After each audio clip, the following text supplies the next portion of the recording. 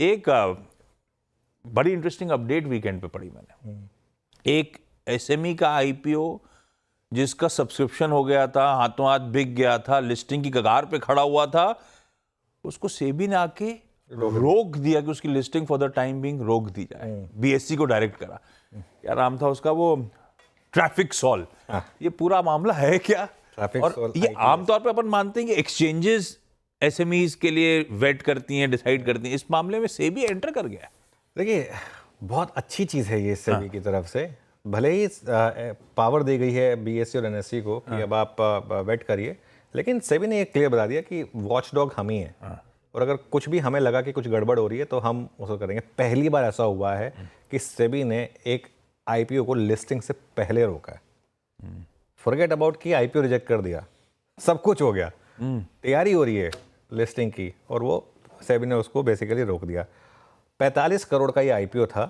345 times भरा था ये आईपीओ, और 16 सितंबर को लिस्ट होना था। उससे पहले सेबी को यहाँ पर काफ़ी शिकायतें मिली, और आईपीओ की जो रकम थी उसके यूज़ को लेकर काफ़ी शिकायतें मिली सेबी को। तो सेबी ने बीएससी को कहा, भाई आप जांच करिए ज़रा इसकी, तो क्या क्या है। तो जांच करने पर जो थर्ड पार्टी कंपनी है वो बोगस पाई गई, जिससे 17 करोड़ की एक सॉफ्टवेयर खरीद पर सवाल था। तो मामला यहाँ पर ये बनता है, मैं किसी के ऊपर सवाल नहीं उठा रहा हूँ, एक नॉर्मल बनिया बुद्धि आपको यही कहेगी ना कि भाई अगर किसी थर्ड कंपनी से आप कुछ ले रहे हैं और वही बोगस है, तो वो बेसिकली एंट्री घुमाने वाला मामला था। मतलब मेन चीज़ तो यही नज़र में आ रही है ना इसकी वजह से। और बहुत अच्छा कदम है सेबी का। एसएमई आईपीओ में ज़रूरत है इस समय एक डर की। एक डर खत्म हो चुका था, एक डर की ज़रूरत है। मैं ये नहीं कह रहा कि सारे एसएमई आईपीओ खराब हैं, और मैं ये भी नहीं कह रहा कि एसएमई आईपीओस को बंद कर दीजिए। इस देश को ज़रूरत है एसएमईज की, इस देश को ज़रूरत है एसएमई की आईपीओस की, और एसएमईज को ज़रूरत है इक्विटी कैपिटल। एसएमई को ज़रूरत है इक्विटी कैपिटल की। इस मैं जैसे कह रहा हूँ, और हम एक देश में एंटरप्रेन्योरशिप कल्चर चाहे छोटे लेवल पर हो, उसके लिए एसएमई की बहुत ज़रूरत है। लेकिन अगर इस तरीके के काम होंगे तो उससे जो अच्छे लोग हैं ना उनके ऊपर भी इम्पैक्ट पड़ता है। तो इसके लिए ज़रूरी है कि बीच बीच में इस तरीके के कदम आना, और ये दिखाना कि नहीं एक रेगुलेटर है जो देख रहा है, जो अगर इस तरीके की कुछ चीज़ें हो रही हैं तो उस पर इम्पैक्ट आएगा। बिल्कुल ठीक। ये है वो बहुत इंटरेस्टिंग एसएमई का अपडेट। जिन जिन का पैसा फंसा हुआ है, कोई घबराए ना। सेबी ने कह रखा है बीएसई को, ये सारा पैसा एक अलग एस्क्रो में जाएगा, इंटरेस्ट बेयरिंग एस्क्रो में जाएगा, जब तक मामला सुलझाया नहीं जाता। तो पैसा आपका सेफ है भाई, जिन जिन का पैसा, जिन जिन को अलॉटमेंट आए हुए हैं।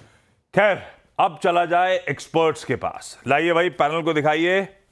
भाई आप सबको हम सब की तरफ से दशहरा की हार्दिक शुभकामनाएं, बिलेटेड ही सही, बहुत बहुत बधाइयां। गाबा सर, अब आप फ्री हैं, जिस कलर की टाई पहनना चाहें, आपकी मनमर्जी से आप कपड़े पहन सकते हैं। बहुत बहुत शुक्रिया, थैंक यू वेरी मच। आज के टॉप कॉल्स का स्टिंग लेकर आइए। गाबा सर, फ्री माइंड के साथ आपने कौन सा स्टॉक चुना? गुड मॉर्निंग सभी पैनलिस्ट को भी गुड मॉर्निंग। आज का जो स्टॉक चुना है मैंने वो है एक्साइड। एक्साइड का जो चार्ट स्ट्रक्चर है on higher time frame basis में मुझे बढ़िया लगता है। ये गिरावट आई है फ्रॉम 625 टू 475।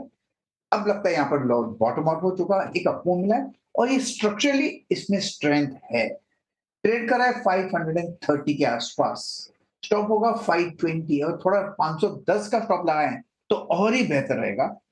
इसको राइड करना चाहिए, 2, 5, 4 दिन राइड करना चाहिए।